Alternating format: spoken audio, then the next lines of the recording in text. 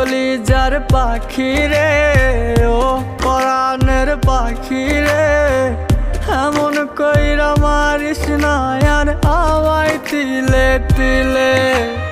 ও কলিজার পাখি রে, ও পরাণের পাখি রে, এমন কইরা মারিস না আর আমায়। আসসালামু আলাইকুম।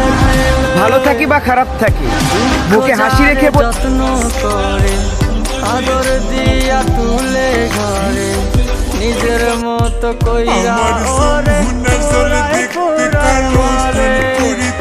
ও কলিজার পাখি রে,